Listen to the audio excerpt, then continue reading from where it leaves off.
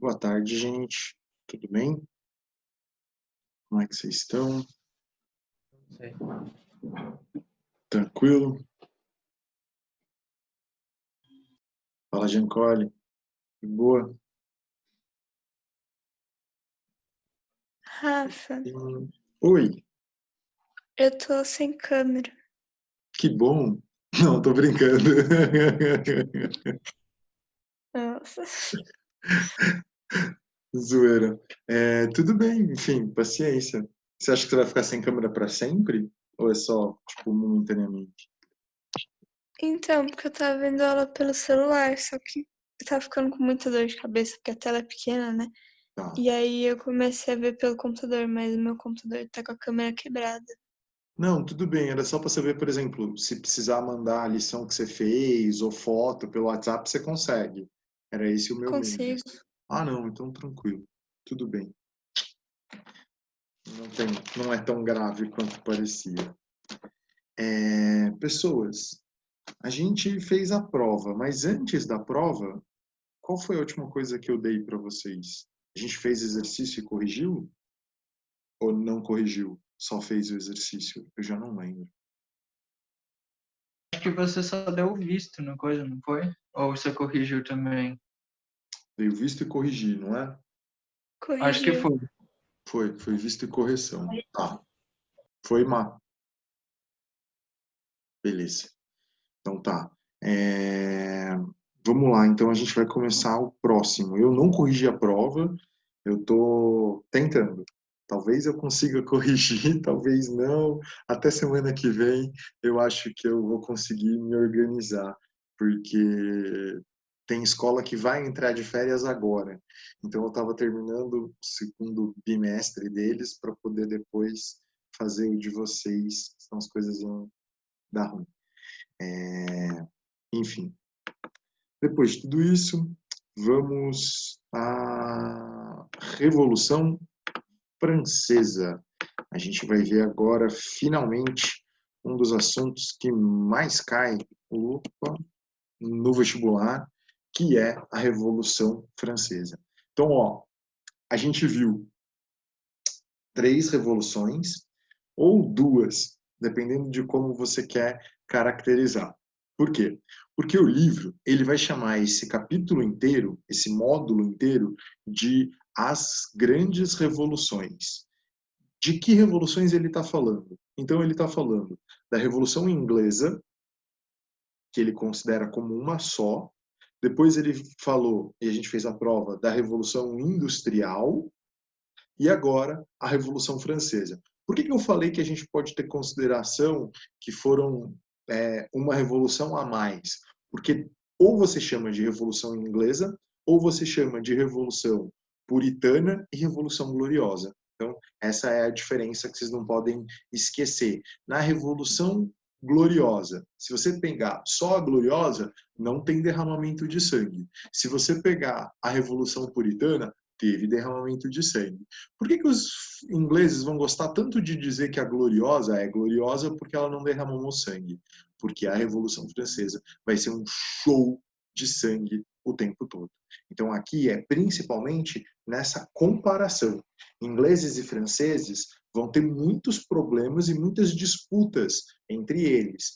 Então, aqui a gente vai ver essas disputas aparecendo e essas questões que a gente já viu um pouco na Guerra dos 7 Anos, quando eles disputaram o Canadá, e na hora da independência dos Estados Unidos também, os franceses ajudaram com a raiva que eles têm em relação aos ingleses. Então, ó, vamos lá.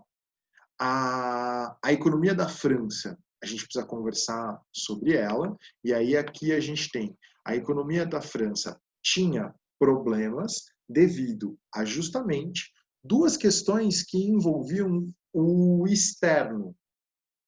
A Guerra dos 7 Anos, quando ela lutou pelo Canadá, e como a gente viu já essa matéria, imagina, se a Inglaterra, que ganhou a guerra, teve um prejuízo, imagina a França, que além de ter guerreado, perdeu a guerra. Ou seja, não tinha de onde tirar esse dinheiro que antes era dela com o Canadá. Que mais que a gente vai ter? Outra dívida relacionada à independência dos Estados Unidos, que os franceses enviaram ajuda militar, enviaram tropas e também tiveram um prejuízo por causa disso. Então, aqui é para mostrar para vocês um dos problemas do absolutismo. Por quê? Porque racionalmente a França deveria se meter num assunto que era da Inglaterra ou dos Estados Unidos? Claro que não. Mas, devido a essa rivalidade e o rei poder fazer o que ele quiser, ele acabou se metendo num assunto que não era dele. E aí, por isso que ele mandou as tropas para essa questão. Além disso, ou para completar isso, o Luís XVI, ele resolveu que ele queria aumentar os impostos. E aumentar impostos, gente, é sempre uma medida que desagrega e que gera uma revolta da população. Por quê? Porque você está tirando o dinheiro dela. Hoje é o último dia da declaração do imposto de renda no Brasil. Se o seu pai é como eu, que deixa tudo para a última hora, hoje com certeza ele está nervoso e não é o dia de você ir pedir alguma coisa para ele, porque a declaração de imposto de renda dá uma irritada normalmente nas pessoas. Então fica a dica, hoje não é o dia de você chegar com problemas para papai e para mamãe, e sim com soluções. As pessoas não gostam de pagar imposto. As pessoas têm uma dificuldade de enxergar o que o governo faz com esse imposto. Então, o rei Luís XVI sabia, principalmente pelo que tinha acontecido na Inglaterra, que aumentar imposto era uma medida impopular. Então, ele resolveu fazer isso de uma maneira que ele não fosse o culpado. E aí, para isso, ele convocou uma assembleia que aprovaria o seu aumento dos impostos. Então, ele vai convocar essa Assembleia dos Notáveis, e nessa Assembleia dos Notáveis, você teria, por meio dos seus representantes, a votação sobre o aumento de impostos ou não. Por que o Luís fez isso? Porque o Luís sabia que ele ia ganhar essa batalha. O Luís tinha certeza do resultado que isso geraria. Por quê? E aí a gente precisa entender como que funcionava a sociedade francesa. Esse modelo de pirâmide, vocês já viram ele muitas vezes, mas aqui ele é muito importante. Eu preciso que vocês prestem atenção nisso para a gente poder continuar e vocês sempre entenderem os motivos da Revolução Francesa. Então, a sociedade francesa era dividida da seguinte questão. O cara ali em cima era o rei. Ele era pertencente à nobreza, mas ele era o cara mais poderoso dessa sociedade. Abaixo dele vinha o que os franceses chamavam de primeiro estado. O primeiro estado era todos os membros da igreja, os membros ricos e os membros pobres, o alto clero e o baixo clero. Você pode perguntar assim, Rafa, então quer dizer que a igreja estava em cima da nobreza na sociedade francesa? Sim, ela estava. Por que ela estava abaixo do rei? Porque o rei mandava mais do que ela, mas o rei dependia dela para continuar mandando. Na França, a gente vai ter aquela ideia do direito divino. Então, uma coisa está diretamente associada à outra. Segunda questão, você vai ter ali, na outra categoria, o segundo estado. Quem era o segundo estado? A nobreza de sangue. O que significa essa nobreza de sangue? Era aquela ideia que a gente brincou quando eu falei da Idade Média, do sangue azul. Ou seja, ele é nobre porque ele tem uma origem familiar importante, uma origem familiar de relevância. E o que é a nobreza da espada? É o sujeito que ele, por meio da luta, por meio da batalha, ele se tornou um nobre. Então, sei lá, o nosso amigo Bataza, que é um grande lutador e um cara heróico, então ele vai lá e ajuda o rei numa batalha contra um povo inimigo. O rei pode virar para ele e doar o título de nobreza para ele. Então não vai mais ser só Vinícius Bataza, vai ser o Duque de Bragança Bataza, que é um título nobiliário, né? Esses títulos era sempre o nobre, o marquês, o conde, o visconde, e estava ligado a um lugar.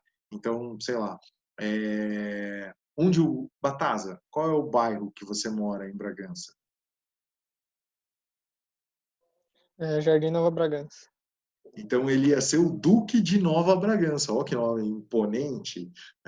O Duque de Nova Bragança, a gente estaria se referindo ao Batazinha, que era esse nobre de espada que ganhou a batalha e agora vai ter o direito de ter um título de nobreza, né? O César ia ser o Visconde de Pedra Bela, enfim, a Bruna, a Condessa de Tuiuti, e assim sucessivamente você teria os nomes e essa ligação da nobreza, que é uma nobreza que pode ser pela origem familiar, ou pode ser pela batalha, pode ser pelo fato dela ter conseguido uma vitória nas questões militares. E o terceiro estado? O terceiro estado era todo mundo. O terceiro estado era os burgueses, os camponeses, os artesãos. O resto era tudo terceiro estado. Agora, utilizando aquela coisa desprezível chamada matemática, eu quero que vocês prestem atenção na divisão da população. Então, 120 mil era do primeiro estado, 350 mil era do segundo estado e 24 milhões era do terceiro estado. Essa sociedade francesa, ela não estava dividida de uma maneira igualitária, muito pelo contrário. Mas na Assembleia dos Notáveis, você tinha o voto de acordo com o estado. Cada estado tinha direito a um voto na Assembleia. Adivinha? O Luiz tinha que ter medo de perder essa eleição sobre aumentar impostos? O primeiro estado e o segundo estado não pagavam impostos. O terceiro estado pagava. Então, se aumentasse o número de impostos, quem iria pagar mais impostos era apenas o terceiro estado. O aumento era uma garantia de que aquela proposta do Luiz seria vitoriosa. Por quê? Porque ele privilegiava esses dois segmentos da sociedade em detrimento do resto. Então, quando ele chama a Assembleia para ela ser uma fachada. Ele sabia que a vitória era certa, que não haveria problema nessa disputa. E aí, ao fazer isso, ele estava já pensando nessa vitória, nesse sucesso em relação à proposta que ele tinha. Vai ser convocado essa assembleia. Durante essa assembleia, você vai ter as pessoas discutindo, porque uma coisa era aquilo que o rei queria, outra coisa completamente diferente vai ser a prática. E a prática vai ser uma discussão generalizada que vai fugir do controle do Luiz e, a partir disso, o terceiro estado vai decidir, olha, nós não podemos continuar com essa representação. Essa representação de primeiro estado, 120 mil pessoas, segundo estado, 350 mil pessoas, e terceiro estado, 24 milhões, a gente está falando de quase 3% para os dois primeiros e 97% para o terceiro estado. Então, o terceiro estado vai brigar por representatividade. E aí ele vai declarar, ele vai proclamar uma Assembleia Nacional. Baseado e inspirado nos ingleses, eles vão ter a ideia de fazer agora uma Constituição. uma constituição que colocasse regras em relação ao rei, que colocasse obrigações em relação ao rei, de que o rei não pudesse mais ser aquele rei absolutista que os franceses estavam acostumados, que aquele modelo, que aquela proposta, que aquela ideia não fosse levada em diante a partir desse momento. Então, a Assembleia Nacional Constituinte vai querer criar leis para controlar o absolutismo e o Luís XVI, primeiro, vai se ver assustado com essa proposta.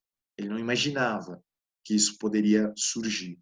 Segundo, ele vai dizer que aceita essa ideia e vai começar a dialogar com essa Assembleia Nacional, fazendo propostas, dizendo que ele não aceita tudo, e isso vai gerar uma insatisfação muito grande.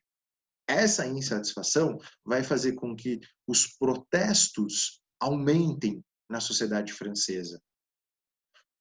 O finalzinho do mês de junho e o começo do mês de julho passa a ser muito tumultuado, com muitos protestos e o terceiro estado com medo de o Luís voltar atrás, de o Luís, de repente, não aceitar mais a Assembleia Nacional Constituinte. Dele virar e dizer, não, eu vou continuar absolutista e eu que vou mandar em absolutamente tudo. E aí, no dia 14 de julho de 1789, a gente vai ter o evento histórico mais importante da era que nós vivemos, a queda da Bastilha. Por que eu estou falando isso? Porque a partir deste dia, a gente vai começar a era contemporânea. O fim da Idade Moderna e o começo da Idade Contemporânea é a queda da Bastilha. O dia 14 de julho de 1789 é o marco da Idade Contemporânea. Nós vivemos hoje num mundo que começou no dia 14 de julho de 1789.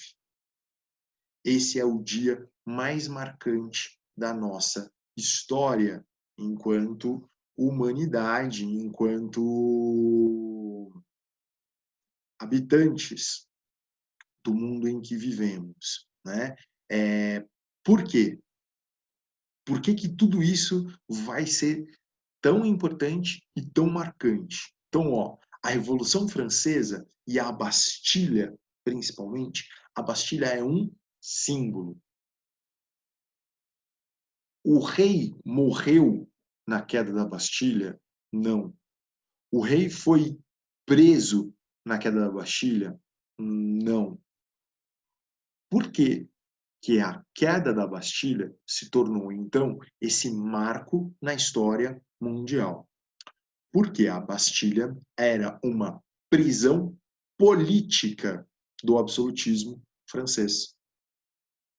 E aí, esse termo de prisão política, ele se refere ao quê? Então, vamos lá. Vamos supor que a gente, sei lá, viva no reinado da... Deixa eu ver quem que vai ser rainha hoje. A gente vai viver no reinado da Dona Ana Júlia. A Ana Júlia é a rainha da coisa toda.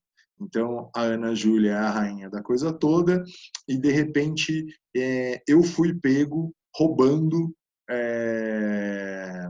sei lá, eu fui pego roubando uma galinha para comer. Então, eu fiz um crime normal. Eu fiz um crime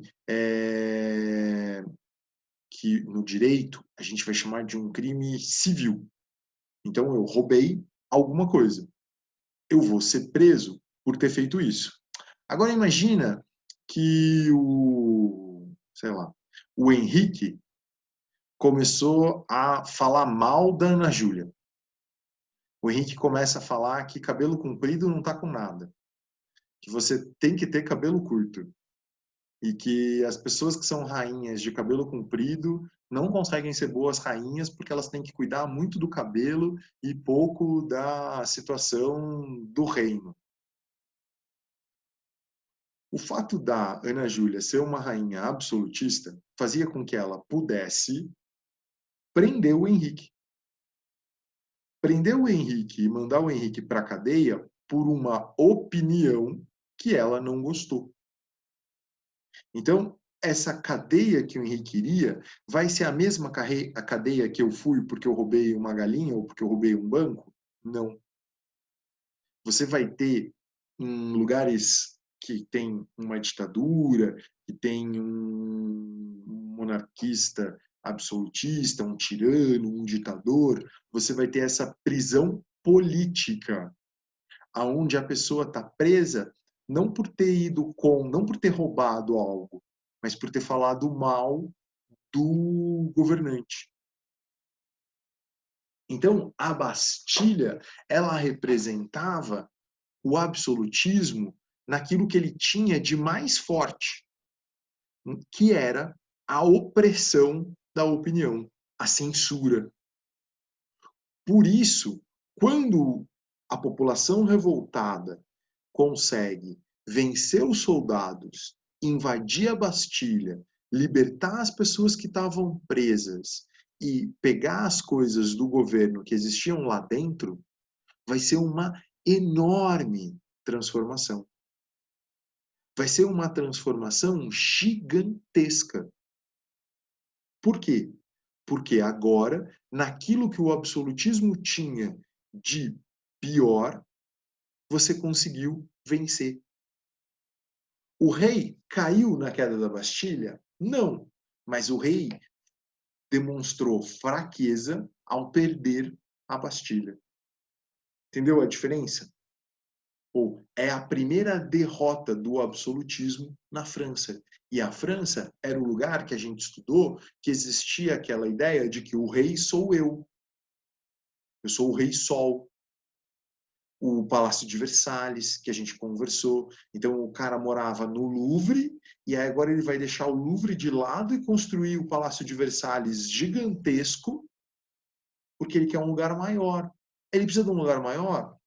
Não. Mas como ele pode viver num lugar maior, ele vai buscar esse lugar maior. Então, aqui, é por isso que a Bastilha é um símbolo. É por isso que quando a população invade a Bastilha, você vai ter uma transformação gigantesca. O início de uma revolução. O início de uma transformação sem precedentes. Além disso, você tinha a Bastilha funcionando como um paiol. O que é o paiol? O paiol é o lugar onde você guarda munição. Agora, a população revoltosa tem acesso a pólvora, a armas. E aí agora ela pode agir contra o governo.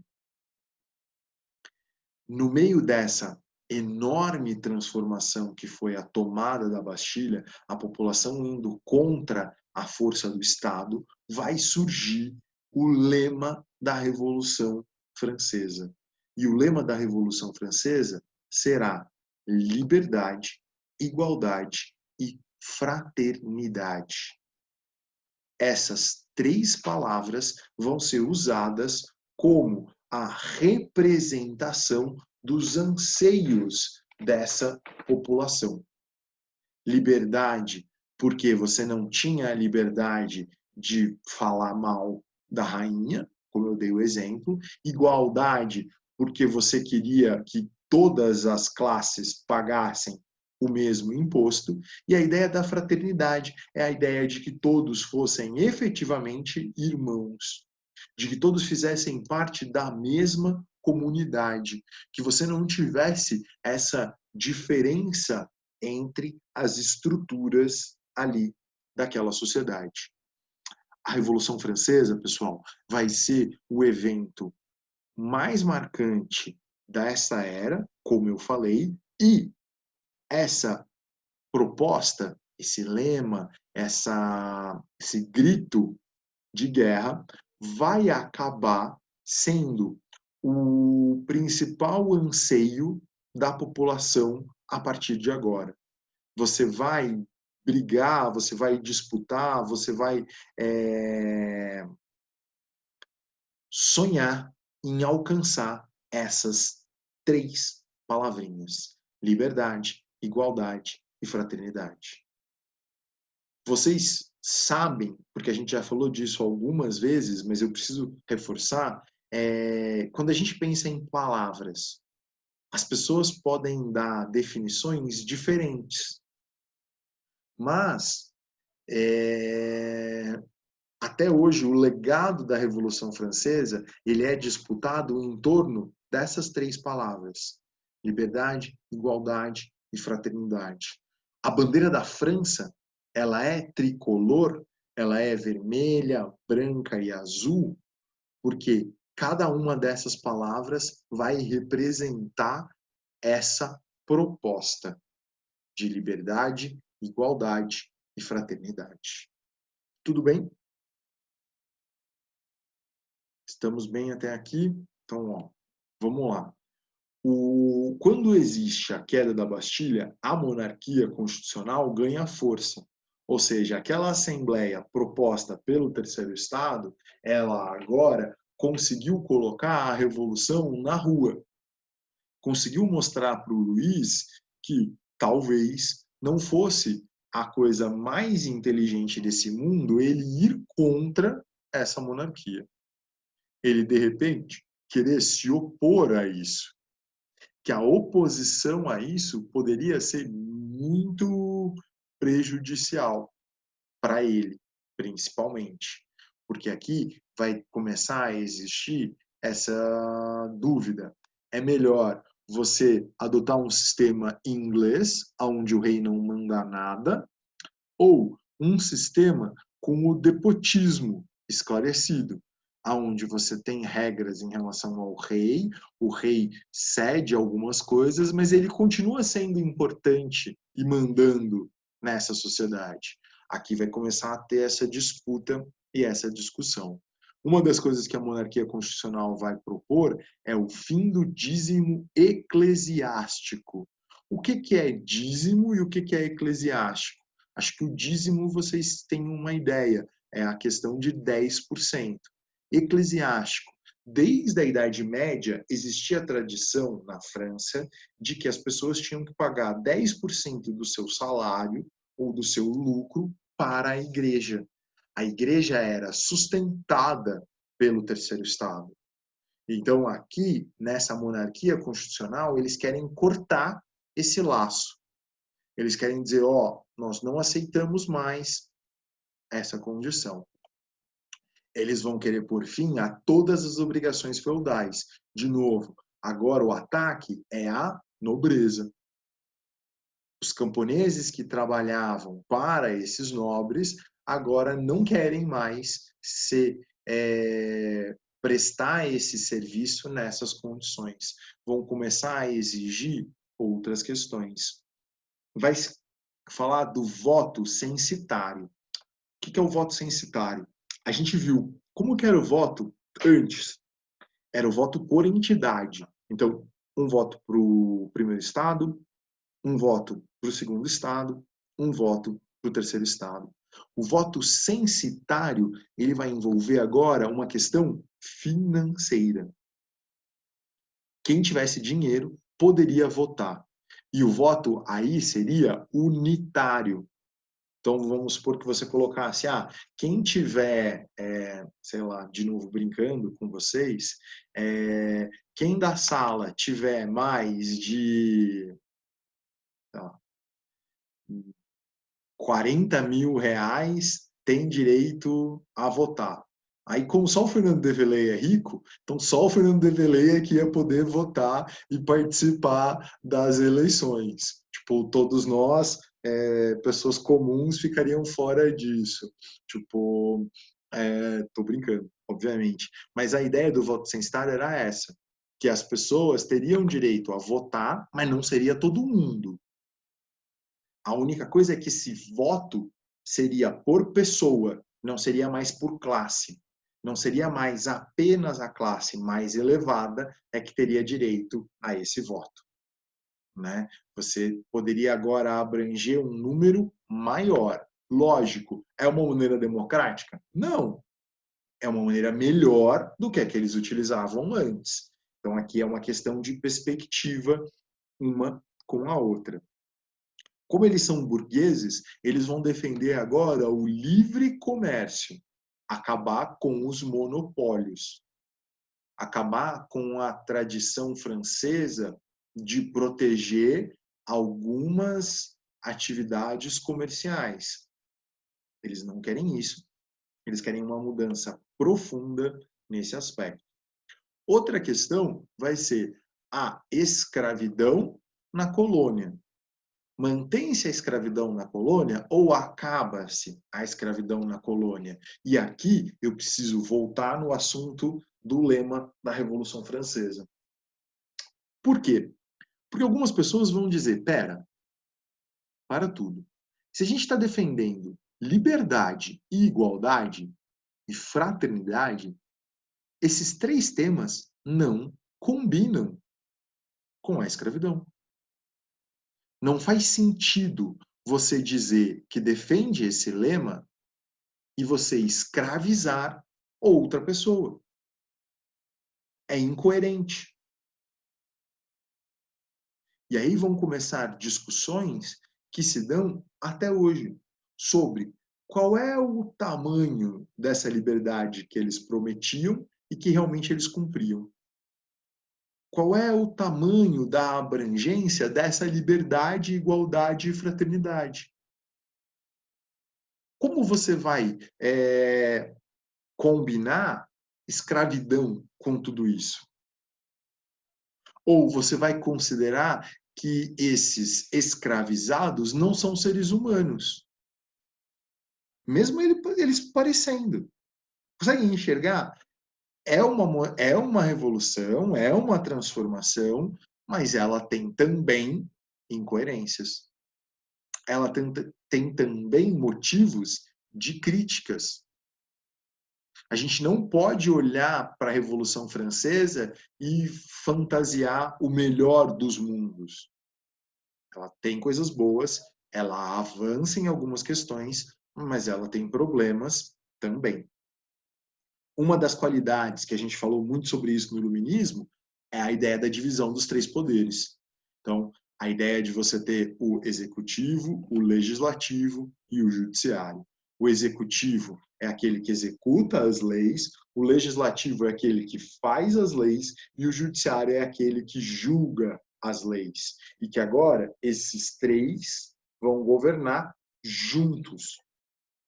Esses três vão dividir o poder. O que é um modelo completamente contrário ao poder absolutista, aonde o rei decide tudo o que ele quer fazer. Aonde o rei é sempre aquele que manda. Então, você vai ter um avanço nessa questão? Vai. É um modelo perfeito? Ainda não. Ele apresenta muitos problemas. Ele apresenta muitas questões para a gente ir discutindo e elaborando sobre esse processo. Tudo bem? Lindões, é isso. Eu vou parar por aqui. Vou dar aí 5 minutinhos de folga para você.